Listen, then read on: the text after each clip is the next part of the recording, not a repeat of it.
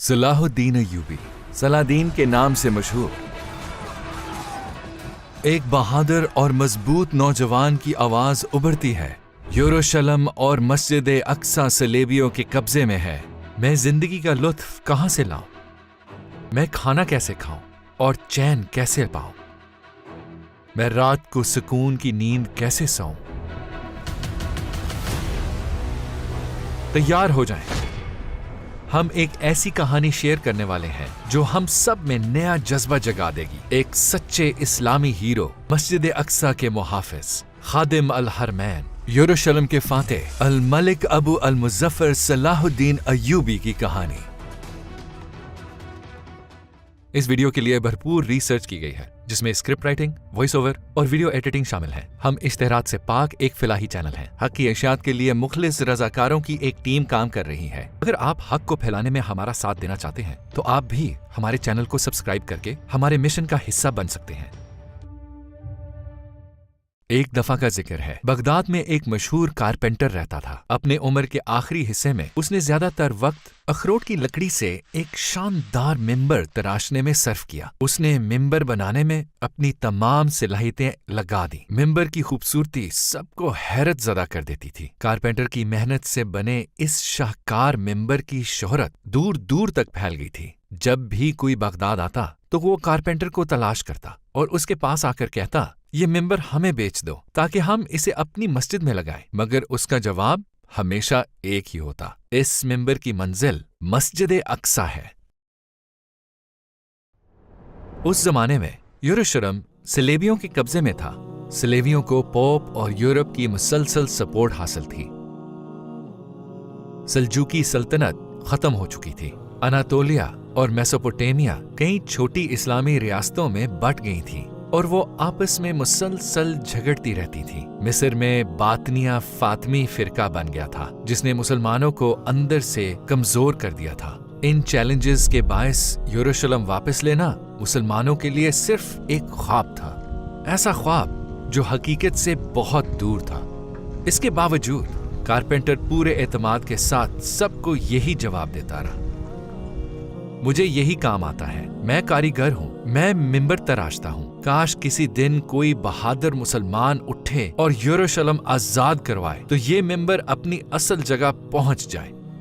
उस मिंबर की शोहरत तकरीबन हर शहर में पहुंच गई थी। जब लोगों में इसकी बेमिसाल खूबसूरती की बातें होने लगी तो 7 या 8 साल के एक छोटे बच्चे ने भी ये दास्तान सुनी। वो छोटा लड़का सलाहुद्दीन अय्यूबी था। मिंबर की दास्तान सुनते ही एक अज़म उसके जहन में हमेशा के लिए नक्श हो गया। यरूशलेम ईसाइयों से वापस लेना है और मिंबर उसकी असल जगह पहुंचाना है। इराकी शहर तकरीत में पैदा होने वाले सलाहुद्दीन अय्यूबी के वालिद कुर्दिश और वालदा तुर्किश थीं।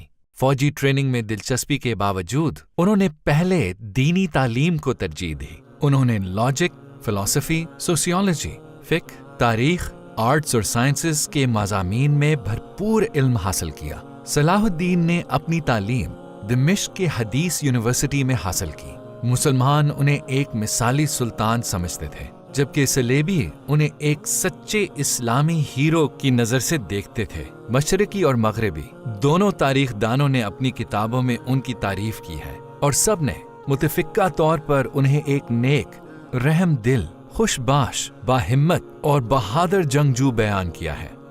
जब इस बाकमाल शख्स की उम्र 26 साल हुई तो उन्होंने अपने चचा शेरको के साथ रियासत में कई जिम्मेदारियां संभाल ली। सलाहुद्दीन जैसे जैसे बड़े हुए, यरूशलेम की फतेह के लिए तकदीर उनका रास्ता बनाती गई। आप पूछ सकते हैं कि कैसे? जंगी रियासत के सुल्तान नूरुद्दीन जंगी ने अपने ज़ेरे हुकूमत तमाम तुर्किश रियासतों को मुत्तहिद किया और एक जिज़वी इस्लामी इत्तेहाद कायम करके सलेबियों से कई शहरों को कामयाबी से वापस ले लिया। जब मिस्र की फातमी रियासत को बहरान का सामना था, तब यरूशलेम के सलेबियों ने अपना असरूर व सुख मिडिल ईस्ट में फैलाने की कोशिश की।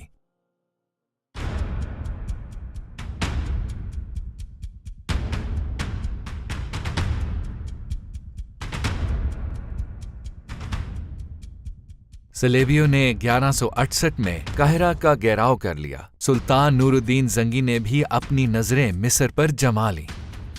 क्योंकि मिस्र का कंट्रोल पाने का मतलब अपने दुश्मन पर जंगी बर्तरी हासिल करना थी। फातमी रियासत ने नूरुद्दीन जंगी से मदद तलब की। सुल्तान ने अपने कमांडर्स शेरको और सलाहुद्दीन को रवाना किया।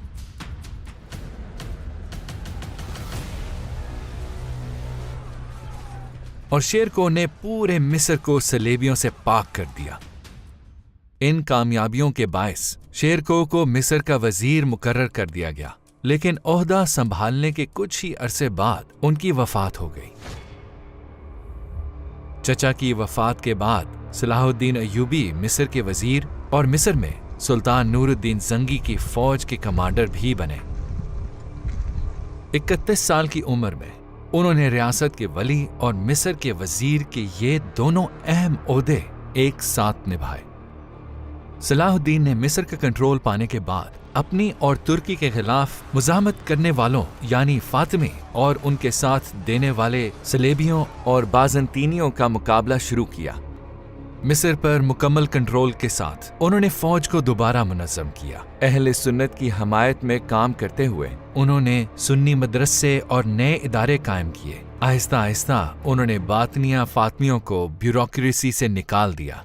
आखिरकार 1171 में नूरुद्दीन जंगी के हुक्म पर उन्होंने बातनिया फातमी की हुकूमत को खत्म कर दिया।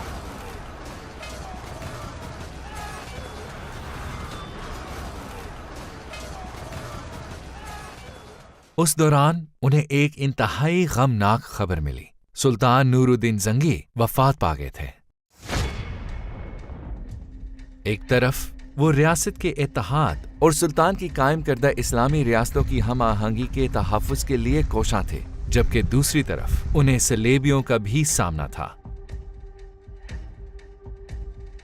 उस जमाने के हर इस्लामी कमांडर की तरह सलाहुद्दीन अय्यूबी की 3 आरज़ुएं थीं। मुसलमानों का इत्तेहाद महफूज रखना, यरूशलेम को वापस लेना और कस्तंतुनिया या इस्तांबुल को फतह करना। इस्लामी रियासतों का इत्तेहाद कामयाब जंगों और सलेबियों के खिलाफ जिद्दोजहद से मजबूत हो गया था। अगला मकसद यरूशलेम को वापस लेना था। काजी बहाउद्दीन इब्न शद्दाद यरूशलेम के लिए सलाहुद्दीन अय्यूबी की मोहब्बत और उमंग को इन अल्फाज में बयान करते हैं। यरूशलेम के लिए उनके गम और दुख का बोझ इतना ज्यादा था जिसे पहाड़ भी ना उठा पाते। यूं महसूस होता जैसे कोई माँ अपने खोए हुए बच्चे के लिए गमज़दा हो। वो अपने घोड़े पर सवार होकर निकलते और मुसलमानों को यरूशलेम की आज़ादी की खातिर जिहाद के लिए बुलाते। वो मजमा से खिताब करते और पुकार कर कहते, ऐ मुसलमानों, इस्लाम की खातिर, इस्लाम के लिए। गम के आंसू हमेशा उनकी आंखों में होते, क्योंकि यरूशलेम सलेबियों के कब्जे में था। वो कहा करते, जब तक यरूशलेम और मस्जिद अल अक्सा सलेबियों के कंट्रोल में है, मैं कैसे मुस्कुराऊं, मैं कैसे इत्मीनान पाऊं, और मैं खाना कैसे खाऊं, और रात को चैन की नींद कैसे सोऊं। सलाहुद्दीन अय्यूबी यरूशलेम वापस लेने के लिए पुरअज़म थे, लेकिन यरूशलेम फतह करने से पहले सूरत हाल का बगौर जायजा लेना जरूरी था। उन्होंने महारत से कई गैर मुनज़्ज़म फोर्सेस को जमा और मुनज़्ज़म करके ताकत का तवाज़ुन अपने हक में बदला। उनकी बुनियादी तवज्जो लतीनी सलेबी रियासतों पर थी। इस दौरान यरूशलेम का बादशाह मर गया और गी ऑफ लुसिनिया उसका जानशीन बना। सलाहुद्दीन अय्यूबी ने कदम ब कदम आगे बढ़ना शुरू किया।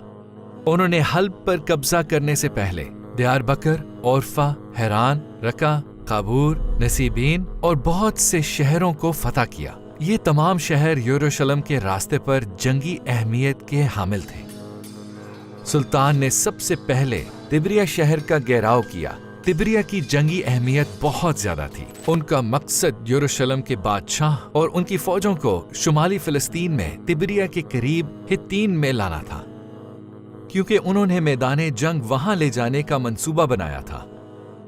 हित्तीन अपने पानी के कुओं के लिए मशहूर था। सुल्तान सलाहुद्दीन ने पहले ही हित्तीन के रास्ते पर मौजूद पानी के कुएं कब्जे में ले लिए और उन्हें पत्थरों और रेत से भर दिया। चुनाचे पानी के कुएं इस्तेमाल के काबिल ना रहे। بادشاہ اور اس کی فوج ہتین میں پہنچی تو وہ کنوؤں کو اس حال میں دیکھ کر سخت مایوس ہو گئے۔ پوری فوج صحرا کی سخت گرمی میں پیاس اور تھکن کی شدت کے ساتھ جنگ لڑنے پر مجبور تھی۔ ہتین کی جنگ 4 جولائی 1187 کو شروع ہوئی۔ اس جنگ میں صلاح الدین نے یروشلم کے بادشاہ گی اولوسیاں کے زیر قیادت صلیبی فوج کو شکست دی۔ اس کامیابی کے بعد صلاح الدین نے تیزی سے فتح کی کارروائی شروع کر دی۔ صلیبیوں کو ہونے والے شدید نقصان سے مسلمانوں کو تقریباً پوری یروشلم کی سلطنت پر کنٹرول حاصل ہو گیا۔ انہوں نے عکا، تبریہ، اسکلان، نابلس، رم اللہ اور غزہ سمیت بہت سے قلعے فتح کیے۔ چند ہی ہفتوں میں 20 ستمبر 1187 کو سلطان نے یروشلم کا گھیراؤ کیا۔ منجنیق سے شہر کی دیواروں پر گولہ باری کی گئی۔ جلد ہی شمال مشرقی دیوار کمزور پڑ گئی۔ منجنیقیں وہاں لگائی گئیں۔ کچھ دیر بعد دیوار مکمل طور پر تباہ ہو گئی۔ صلیبیوں نے گھیرا توڑنے کی کوشش کی لیکن کامیاب نہ ہو سکے۔ یہ ظاہر تھا کہ وہ زیادہ دیر شہر پر کنٹرول قائم نہیں رکھ پائیں گے۔ انہوں نے صلاح الدین ایوبی سے محفوظ راستہ طلب کرتے ہوئے اپنی جان بخشی، فصلوں کی حفاظت، گھروں کے تحفظ اور مسلمان قیدیوں کی رہائی کے لیے تعاون کی پیشکش کی۔ سلطان صلاح الدین نے ان شرائط کو قبول کیا کیونکہ وہ مسلمان قیدیوں کا تحفظ یقینی بنانا اور جنگ کو طول دے کر مزید ہلاکتوں سے بچانا چاہتے تھے۔ آخر کار واقع معراج کے مقدس موقع پر 27 رجب 832 ہجری بمطابق 2 اکتوبر 1177 کو جمعہ المبارک کے دن یروشلم واپس لے لیا گیا۔ صلاح الدین ایوبی کی کامیابی صرف فوجی نظام تک محدود نہ رہی بلکہ ان کی کامیابی سے ایک منظم اور ترقی یافتہ ریاست کا سورج طلوع ہوا۔ ان کی قیادت میں بے شمار مدرسے، ہسپتال اور مسجدیں تعمیر ہوئیں۔ یہ اسلامی دنیا میں علم کے عروج کا زمانہ تھا۔ اس وقت کے علماء کو صلاح الدین ایوبی کے زیر کنٹرول علاقوں میں بلایا گیا۔ علماء کو اپنا تعاون پیش کرتے ہوئے انہوں نے شاندار علمی ترقی کی راہ ہموار کی۔ اس زمانے میں علماء اور طلباء نے کئی کتابیں لکھیں۔ اپنی طرز حکومت کی بدولت وہ اپنے بعد آنے والے کئی حکمرانوں کے لیے روشنی کے مینار بنے۔ اسلام کے اس عظیم سپاہی نے 4 مارچ 1193 کو دمشق میں وفات پائی۔ ان کی وصیت کے مطابق وفات کے بعد ان کا کفن ایک نیزے پر باندھ کے لوگوں کے سامنے لایا گیا اور اس کے ساتھ دمشق کی گلیوں میں یہ الفاظ گونجتے رہے: اے مسلمانوں، اے لوگو، مصر، یمن، شام، فلسطین، یروشلم کا فاتح سلطان صلاح الدین آج اس کفن کے سوا دنیا سے کچھ نہیں لے گیا۔ اس سے عبرت پکڑو اور دنیا کے دھوکے میں مت آؤ۔ ان کی زندگی کا ایک مقصد تھا اور اس مقصد نے انہیں زندہ رکھا۔ انہوں نے بتایا کہ ایک مسلمان کی زندگی کا مقصد کیسا ہونا چاہیے۔ ان کے سینے میں دھڑکتا دل اللہ کی محبت سے سرشار، دنیا میں انصاف کے قیام کا طلبگار اور اسلام کے حسن کو ناآشنا لوگوں تک پہنچانے کا آرزو مند تھا۔ یروشلم کی فتح اسلام کے حسن سے آشنا اس شخص کے حصے میں آئی تو آخر ہم اس فتح سے محروم کیوں ہیں؟ کیونکہ ہمیں پہلے خود کو بدلنا ہوگا۔ ہماری خواہشات کا مرکز یہ دنیا ہے، ہمارے خواب دنیاوی خواب ہیں اور ہمارے مقاصد دنیاوی مقاصد ہیں۔ ہمیں مخلص ہونا پڑے گا۔ ہم میں سے زیادہ تر لوگ اپنے اور اپنے آرام کے متعلق سوچتے ہیں۔ ہمیں اپنا جائزہ لینا ہوگا اور وہ دل پانا ہوگا جو اللہ کے لیے دھڑکے۔ ہمیں اسلام کے لیے بلند مقاصد اپنانے ہوں گے۔